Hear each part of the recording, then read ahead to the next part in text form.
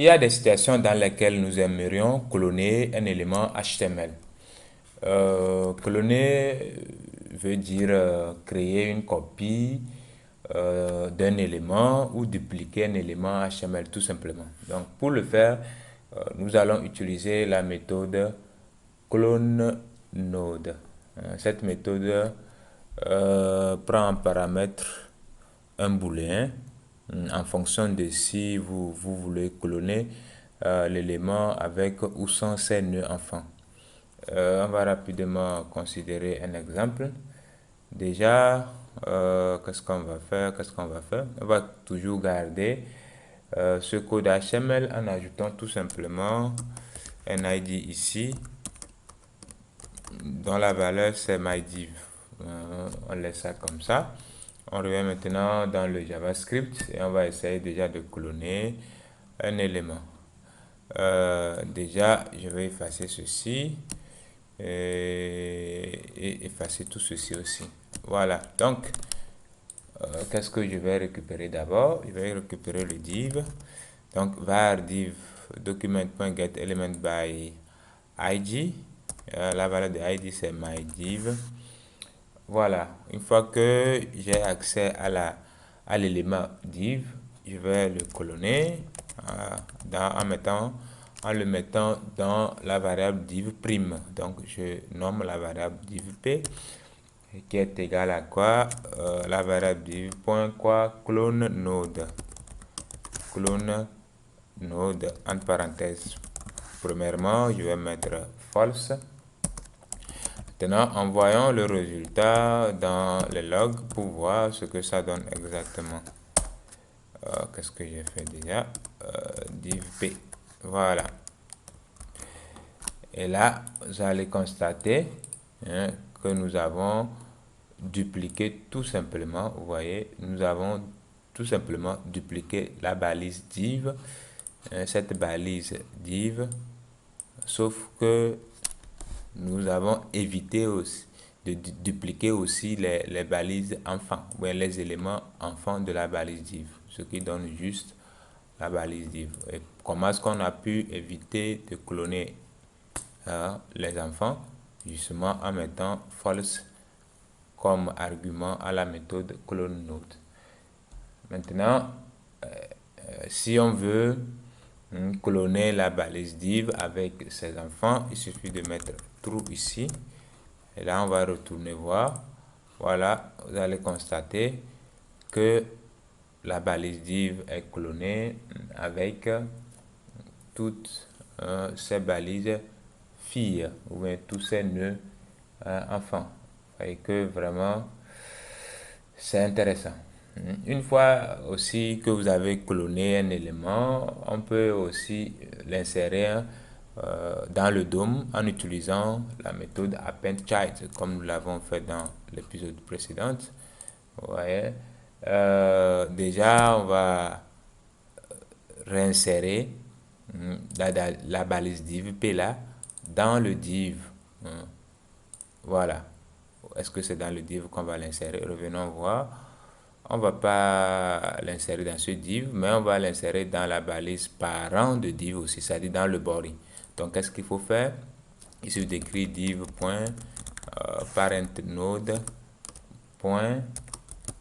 append_child entre parenthèses div p comme ceci. Là, vous allez voir que le texte va être dupliqué sur notre page. Vous voyez, on a dupliqué le texte comme ça sur notre page. Mais en allant dans le HTML, vous n'allez pas voir que ça a été dupliqué. Mais c'est justement dans le JavaScript que cela a été fait. Très bien. Nous allons maintenant utiliser la méthode replaceChild pour remplacer un élément par un autre. Cette méthode accepte en fait deux paramètres. Le premier est le nouvel élément à insérer et le deuxième est l'élément à remplacer. Donc, on va toujours considérer notre code HTML existant et essayons de remplacer le test un lien, le test, oui, on va le faire comme ça, le test un lien par lien du site Ozon. Donc, au lieu que ça nous affiche un lien ici, on va plutôt afficher lien du site Ozon. Très bien. Donc déjà, qu'est-ce qu'on va faire? Allons dans le JavaScript. La première des choses à faire maintenant, c'est de récupérer la balise A. On va récupérer la balise A. Nous avons longtemps utilisé getElementById. On va changer de méthode maintenant. On va faire getElementByTagName. On va utiliser by. Voilà. getElementsByTagName. Voilà. Entre parenthèses, c'est le A. Sachant que quand vous faites getElementByTagName, ça va vous retourner un tableau d'éléments. Et l'élément qu'on récupère ici, c'est l'élément A. Dans notre page HTML, on n'a qu'un seul élément A. Donc, ce qui veut dire que dans notre tableau, on n'aura qu'un seul élément. Donc, je récupère le premier élément du tableau pour laisser dans la balise, dans la variable plutôt A. Donc, on déclare la variable A comme ceci. Et on place le premier élément du tableau dedans. Très bien. Ensuite, on va faire quoi? On va déjà créer un nœud test. Je vais l'appeler nouveau test égal à document.create test node entre parenthèses double quote lien du site Ozon point virgule. Maintenant, il nous reste qu'à utiliser notre méthode replaceChild en faisant comment? On va faire replaceChild entre parenthèses justement le nouveau test et maintenant l'ancien test ou bien l'ancien nœud. Voilà, l'ancien élément. C'est quel élément? Voilà, le A. On veut remplacer le test qui est dans le A. Donc, on va écrire A.firstChild. Donc, ça va nous retourner le test. Voilà. Donc, je pense qu'on a déjà appris à utiliser firstChild, lastChild dans les épisodes passés. Là, j'ai accès au nœud test qui se retrouve dans la balise A que je change tout simplement par le nouveau nœud que j'ai créé ici. Allons-y voir ce que ça donne. Voilà, j'actualise. Et vous voyez, Ozon, il faut toujours oser dans la vie. Lien du site Ozon. Donc, en étant dans le JavaScript, j'ai pu remplacer ce que j'ai écrit justement dans le HTML par exactement ce nœud test-là. N'est-ce pas très intéressant? Ok. Nous allons apprendre maintenant à supprimer un élément avec la méthode removeChild. Cette méthode prend en paramètre le nœud enfant à retirer. Maintenant, on va essayer de supprimer l'élément A de ce code HTML. Pour cela, c'est très facile à faire. Déjà, on a déjà récupéré l'élément A ici. Qu'est-ce qu'il reste à faire? Il suffit de supprimer en utilisant quoi? removeChild. Déjà, on va faire ça tout simplement. Il y a quelque chose qu'on doit d'abord comprendre ici. Nous voulons supprimer cet élément. On est d'accord. Cet élément est enfant de l'élément P. Donc pour cela, c'est sur l'élément P que nous devons être pour appeler la méthode removeChild. Voilà, donc il faut récupérer l'élément P et c'est sur l'élément P on va appeler la méthode removeChild et puis on lui passe le A à supprimer. Très bien. Maintenant, revenons ici, on a récupéré. On peut tout simplement faire ça en une seule ligne. Comme on a récupéré le A, on peut faire A.parentNode removeChild entre parenthèses le A lui-même qu'on veut supprimer. Et ça va passer tout simplement. Là, vous voyez que le lien a disparu. On l'a supprimé. On pouvait aussi, tout simplement faire autrement aussi. D'abord récupérer l'élément P avec getElementById. On va faire comme ça. Var P égale à document.getElementById. get element by id, je pense que c'est mp. Très bien, et c'est sur le p maintenant qu'on va directement appeler remove child. Là, on n'a plus besoin d'utiliser le parent node pour appeler. Voilà, vous voyez que ça marche exactement aussi comme cela se doit. Il y a aussi un aspect qu'on va aborder. La méthode remove child en fait retourne l'élément supprimé. Donc ceci étant dit, on peut récupérer l'élément supprimé et l'utiliser ailleurs si on veut, hein. Donc quand j'écris p.removeChild comme ça, je peux déclarer une variable var as pour dire l'élément a supprimé est égal à p.removeChild. Et si j'en ai besoin, je peux l'insérer ailleurs ou bon, nous on va essayer seulement de voir qu'on a bel et bien récupéré l'élément supprimé, qu'on peut l'utiliser à notre guise. Vous voyez, le a qui a été supprimé, je l'ai récupéré dans la variable et c'est ce que j'ai envoyé dans la console. Donc facile à faire. Parlons maintenant de la méthode asChildNode qui permet de vérifier si un élément HTML a des nœuds enfants ou pas. Revenons ici. Récupérons par exemple le div de notre code HTML pour vérifier s'il a un nœud enfant ou pas. Donc je reviens ici, var a, je vais remettre div. On va revoir tout ça. Bon, je vais plutôt effacer ceci. Écrire div ici. Get element by id, c'est my div. Très bien. Là, on va pas trop traîner. Je fais ceci et puis je vais faire comme ceci, div.as child node, tout simplement. Et là, on va voir ce qu'il va nous retourner. Donc, il me retourne true, ce qui veut dire qu'il a des nœuds enfants.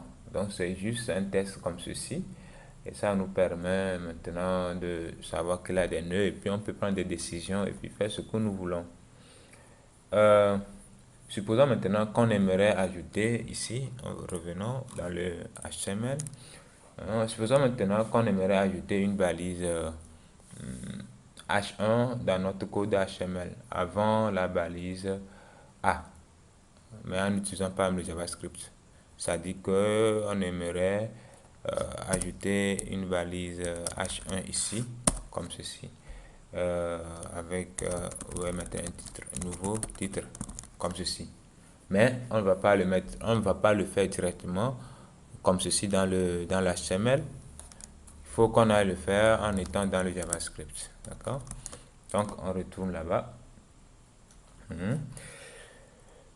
Donc nous allons tout simplement dire à JavaScript d'insérer H1 dans l'élément P, mais avant en fait l'élément A. C'est très simple à faire. Nous allons utiliser quoi déjà? Insert before, justement, c'est l'occasion pour comprendre aussi cette méthode-là. Donc la première des choses, c'est justement de récupérer la balise P. Donc var P get element by id et l'id c'est mp. Très bien. Et la seconde chose, c'est que nous devons créer maintenant notre balise h1 avec document.create element entre parenthèses double quotes h1. Très bien.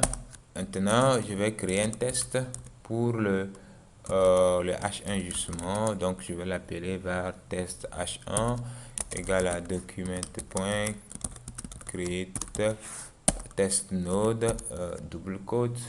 Je vais l'appeler nouveau titre comme je l'ai dit tout à l'heure. Point virgule.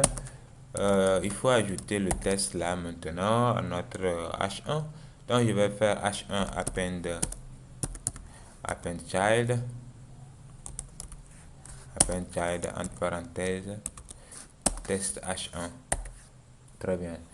Et là, le moment est venu de dire à JavaScript d'insérer le h1, mais avant le a. Avant le A. Comment est-ce qu'on va le faire? Pour éviter tout problème déjà, je vais ramener... Bon, on va faire comme ceci. Peut-être que le problème va se poser et puis on va tous corriger. Au cas où il n'y a pas de problème, c'est bon aussi. Donc, déjà ici, je vois que le A est le dernier élément, est le dernier nœud enfant de la balise P. Donc, je vais dire à JavaScript d'insérer le H1 avant son nœud enfant, avant son dernier nœud enfant. Ok, voilà. Donc ici, on a le nœud test qui est le premier nœud enfant et le nœud A qui est exactement le dernier nœud enfant. Donc allons-y. Donc je vais dire à JavaScript d'insérer le H1 avant le dernier nœud enfant. Et pour cela, je vais écrire p.insert before entre parenthèses. Le premier paramètre, c'est l'élément à insérer et le deuxième paramètre, c'est l'élément avant lequel j'aimerais l'insérer. Donc il fait p.last child. Last child. Je vais toujours mettre le point virgule. Donc allons-y actualiser, voir si tout s'est bien passé. Sauf que ce dont je parlais exactement s'est produit. Normalement, nous aimerions que le nouveau titre vienne avant le A, ce qui n'a pas été le cas. Pourquoi? Parce que ici, il y a un espace qui existe entre le A et le P. Et le dernier nœud enfant ici, c'est l'espace. Donc JavaScript considère l'espace là comme le dernier nœud enfant. Donc, je ramène mon P sur la même ligne que le A. Et donc ici, il va maintenant considérer le A comme le dernier nœud enfant. Et donc ça devrait normalement marcher. Là, vous voyez très bien que le H1 est inséré avant le lien. Voilà, je crois que c'est assez clair. Le JavaScript nous met aussi, en fait, à disposition la méthode insertBefore. Malheureusement, il n'y a pas de méthode insertAfter. Peut-être quand vous avez entendu insertBefore, vous avez pensé à insertAfter. Malheureusement, il n'y en a pas. Mais si vous en avez besoin, je pense que vous pouvez toutefois jongler avec le insertBefore pour insérer l'élément à l'emplacement voulu. Tout simplement. Donc, on est arrivé à la fin. Dans l'épisode prochain, nous allons faire un TP pour mettre en pratique certaines des notions que nous avons vues tout au long jusqu'ici.